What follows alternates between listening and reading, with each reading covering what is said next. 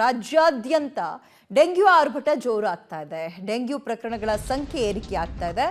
ಇಲ್ಲಿವರೆಗೂ ಸುಮಾರು 4624 ಡೆಂಗ್ಯೂ ಪ್ರಕರಣಗಳು ಪತ್ತೆಯಾಗಿದೆ. ಜೊತೆಗೆ 5 ಸಾವನ್ನಪ್ಪಿದ್ದಾರೆ.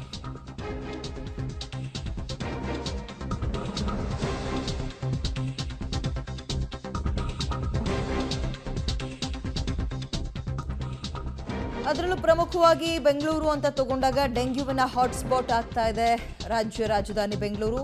ಇವತ್ತು ಈ ಹಿನ್ನೆಲೆಯಲ್ಲಿ ಆರೋಗ್ಯ ಇಲಾಖೆ ಒಂದು ಮಹತ್ವದ ಸಭೆಯನ್ನು ಕೂಡ ನಡೆಸ್ತಾ ಇದೆ. 3 ಗಂಟೆಗೆ ದಿನೇಶ್ ಗುಂಡೂರಾವ್ ಅವರ ನೇತೃತ್ವದಲ್ಲೇ ಮೀಟಿಂಗ್ ನಡೀತಾ ಇದೆ. ಸಭೆ ಬಳಿಕ ಒಂದು ಗೈಡ್ಲೈನ್ಸ್ ಅನ್ನು ಕೂಡ ರಿಲೀಸ್ ಮಾಡೋ ಸಾಧ್ಯತೆ ಇದೆ. ಸೇಮ್ ಕರೋನಾ ಡೇಸ್ ನೆನಪಾಗ್ತಾ ಇದೆ.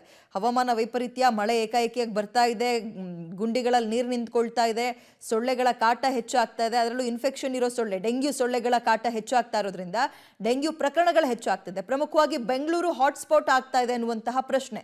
ಪಾರ್ಕ್ಗಳಲ್ಲೆಲ್ಲ ಮೆಡಿಸಿನ್ ಸ್ಪ್ರೇ ಮಾಡ್ಕೊಂಡು ಹೋಗ್ತಾ ಇದ್ದಾರೆ, ಇತ್ತೀಚೆಗೆ ಗಮನಿಸ್ತಾ ಇದ್ದೀವಿ. ಬಟ್ ಇದು ಸಾಕಾಗ್ತಾ ಇಲ್ಲ. ಡೆಂಗ್ಯೂ ಪ್ರಕರಣಗಳು ಹೆಚ್ಚಾಗ್ತದೆ, ಜೊತೆಗೆ ಸಾವಿನ ಸಂಖ್ಯೆ ಕೂಡ ಹೆಚ್ಚಾಗ್ತಾ ಇದೆ.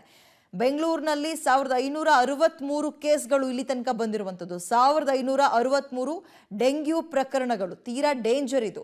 ಅದರಲ್ಲೂ ಬೇರೆ ಬೇರೆ ಜಿಲ್ಲೆಗಳನ್ನು ನೋಡ್ತಾ ಹೋಗೋಣ. ಚಿಕ್ಕಮಗಳೂರಿನಲ್ಲಿ 491 ಕೇಸ್ ಬಂದಿದೆ. ಅಲ್ಲಿನ ಜನಸಂಖ್ಯೆಗೆ ಇದು ಕೂಡ ಹೈಯೆಸ್ಟ್ ನಂಬರ್. ಕಾಫಿನಾಡು ಚಿಕ್ಕಮಗಳೂರಿನಲ್ಲಿ.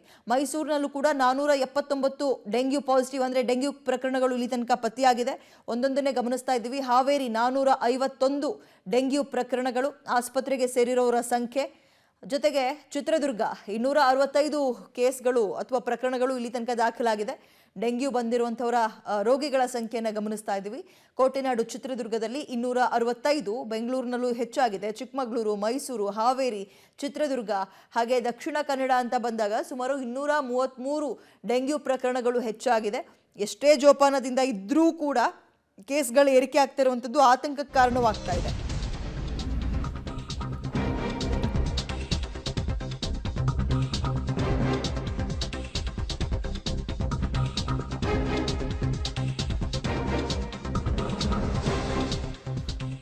ರಾಜಧಾನಿ ಬೆಂಗಳೂರಿನಲ್ಲಿ ಡೆಂಗ್ಯೂ ಆರ್ಭಟ ಜೋರಾಗಿದ್ದು, ಮಳೆ ಮತ್ತು ನಿರಂತರ ಮೋಡ ಕವಿದ ವಾತಾವರಣದ ಎಫೆಕ್ಟ್, ಸೊಳ್ಳೆಗಳ ಕಾಟ ಹೆಚ್ಚಾಗ್ತಾ ಇದೆ. ಜನರಲ್ಲಿ ಡೆಂಗ್ಯೂ ಆತಂಕ ಕೂಡ ಹೆಚ್ಚಾಗ್ತಾ ಇದೆ. ಒಂದೊಂದನ್ನೇ ಗಮನಿಸ್ತಾ ಇದ್ದೀರಾ. ಪಬ್ಲಿಕ್ ಟಿವಿ ಕೆಲವೊಂದು ರಿಯಾಲಿಟಿ ಚೆಕ್ ಕೂಡ ನಡೆಸಿದೆ. ದೃಶ್ಯ 1 BBMP ಕೇಂದ್ರ ಕಚೇರಿ. ಇಲ್ಲಿ ದೀಪದ ಕೆಳಗೆ ಕತ್ತಲು ಅನ್ನುವಂತಹ ರೀತಿಯಲ್ಲಿ BBMPಯ ಕೆಲಸ ಇದೆ. BBMP ಆವರಣದಲ್ಲೇ ಕೊಳೆತ ನೀರಿನ ಹೊಂಡಗಳಿದೆ. ಗಮನಿಸ್ಬೋದು, ಸೊಳ್ಳೆಗಳು ಉತ್ಪತ್ತಿ ಆಗುತ್ತೆ. ಇವರು ಊರಿಗೆ ಬುದ್ಧಿ ಹೇಳಬೇಕಾದವರು ಇವ್ರ ಸುತ್ತಮುತ್ತನೇ ಕ್ಲೀನಾಗಿ ಇಟ್ಕೊಂಡಿಲ್ಲ. ಎಲ್ಲಿ ಬೇಕಲ್ಲಿ ನೀರು ತುಂಬಿಕೊಂಡಿದೆ, ಸೊಳ್ಳೆಗಳು ಬರದೇ ಇರುತ್ತಾ? ಇದು BBMP ಕೇಂದ್ರ ಕಚೇರಿಯ ಸುತ್ತಮುತ್ತ ಇರುವಂತಹ ಗಲೀಜು ಜಾಗ. ನೀರು ತುಂಬಿಕೊಂಡಿದೆ, ಸೊಳ್ಳೆಗಳ ಕಾಟ ಹೆಚ್ಚಾಗ್ತಾ ಇದೆ. ದೃಶ್ಯ ನಂಬರ್ 2 ಕೇಂದ್ರ ಕಚೇರಿಯ ಒಳ ಮತ್ತು ಹೊರ ಆವರಣ. ಇದು ಕೂಡ ಗಮನಿಸ್ತಾ ಇದ್ದೀವಿ. ಇಲ್ಲೂ ಕೂಡ ಆ ಕಾರಂಜಿ, ನೀರು ಚಿಮ್ಮುವಂತಹ ಕಾರಂಜಿಯಲ್ಲಿ ಸೊಳ್ಳೆ ಇರಲಿ, ಇಲಿ ಸತ್ತು ಬಿದ್ದಿದ್ರು ಕೂಡ ನೀರನ್ನ ಬದಲಾವಣೆ ಮಾಡಿಲ್ವಂತೆ. ಇಲ್ಲಿ ನಮ್ಮ ಪ್ರತಿನಿಧಿಗಳು ಹೋಗಿ ರಿಯಾಲಿಟಿ ಚೆಕ್ ನಡೆಸಿದಾಗ ಅಲ್ಲಿನ ಸತ್ಯಾಸತ್ಯತೆ, ಅವರ ಬಣ್ಣ ಬಯಲಾಗಿರುವಂಥದ್ದು ಹೀಗೆ. ಮತ್ತೊಂದು ಕಡೆ KR circle reality check number 3. ಇಲ್ಲೂ ಕೂಡ ಪ್ರತಿನಿತ್ಯ ಸಾವಿರಾರು ಜನ ಓಡಾಡ್ತಾರೆ. ನೀರು ಈ ರೀತಿಯಾಗಿ ನಿಂತರೆ ಸೊಳ್ಳೆಗಳು ಉತ್ಪತ್ತಿ ಆಗಲ್ವಾ? ಇಲ್ಲೂ ಕೂಡ ನೀರಿನ ಕಾರಂಜಿ, ಅದು BBMP ಅವ್ರದ್ದೇ, ನಿರ್ವಹಣೆ ಮಾಡಿಲ್ಲ, ಪರಿಣಾಮ ನೀರು ತುಂಬಿಕೊಳ್ತಾ ಇದೆ. ರಿಯಾಲಿಟಿ ಚೆಕ್ ನಂಬರ್ 4 ಸ್ಥಳ ಸೆಂಟ್ರಲ್ ಬಸ್ ಸ್ಟಾಪ್. ಪ್ರತಿನಿತ್ಯ ಜನ ಓಡಾಡುವಂತಹ ಜಾಗ. ಎಲ್ಲಂದ್ರಲ್ಲಿ ನೀರು ಹಿಂಗೆ ನಿಂತ್ಕೊಳ್ತಾ ಇದೆ, ಸೊಳ್ಳೆಗಳು ಓಡಾಡ್ತಾ ಇದೆ. ಒಂದು ಇನ್ಫೆಕ್ಷನ್ ಇರೋ ಸೊಳ್ಳೆ ಬಂದು ಕಚ್ಚಿದ್ರೂ ಸಾಕು, ಡೆಂಗ್ಯೂ ಬರುತ್ತೆ. ಮೆಜೆಸ್ಟಿಕ್ ಬಸ್ ನಿಲ್ದಾಣದ ರಸ್ತೆಯನ್ನು ಗಮನಿಸ್ತಾ ಇದ್ದೀರಿ. ಇಲ್ಲೂ ಕೂಡ ಅದೇ ಹಣೆ ಬರ. ರಾಜಧಾನಿ ಸಿಲಿಕಾನ್ ಸಿಟಿಯಲ್ಲಿ ಡೆಂಗ್ಯೂ ಮಹಾಮಾರಿಯ ಅಬ್ಬರ ಜೋರಾಗ್ತಾ ಇದೆ.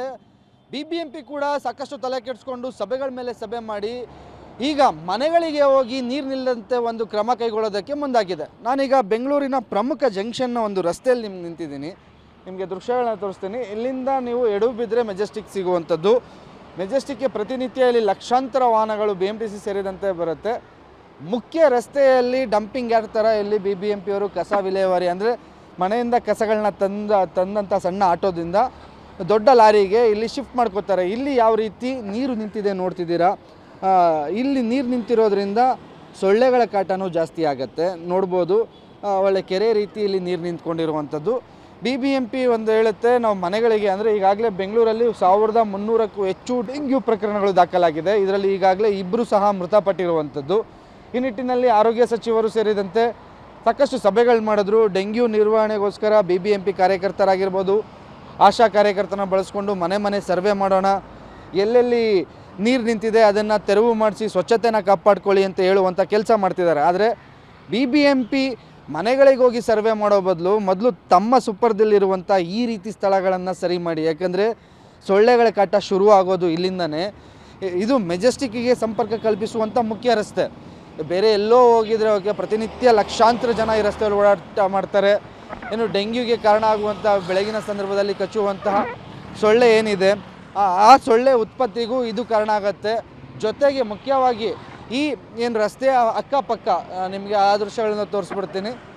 ಇಲ್ಲಿ 2 ಸ್ಲಮ್ ಬೋರ್ಡ್ಗಳಿವೆ, ಅಂದರೆ ಕೊಳಚೆ ಪ್ರದೇಶಗಳು ಅಂತಲೇ ಕರೆಸ್ಕೊಂಡಿರುವಂಥ ಸ್ಲಮ್ ಬೋರ್ಡ್ಗಳಿದೆ. ಲಕ್ಷಾಂತರ ಜನ ಇಲ್ಲಿ ವಾಸ ಮಾಡ್ತಾರೆ. ಇಲ್ಲಿನ ಜನಗಳಿಗೂ ಸಹ ಇದರಿಂದ ಸಾಕಷ್ಟು ತೊಂದರೆಗಳಾಗುತ್ತೆ. BBMP ಹೇಳುವಂಥದ್ದು ಏನಪ್ಪ ಅಂದರೆ, ನಾವು ಮನೆಗಳಿಗೆ ಸರ್ವೆ ಮಾಡ್ತಿದ್ದೀವಿ, ಡೆಂಗ್ಯೂ ನಿಯಂತ್ರಣಕ್ಕೆ ಸಾಕಷ್ಟು ಮುಂಜಾಗ್ರತಾ ಕ್ರಮಗಳನ್ನ ಕೈಗೊಳ್ತಿದ್ದೀವಿ ಅಂತಾರೆ.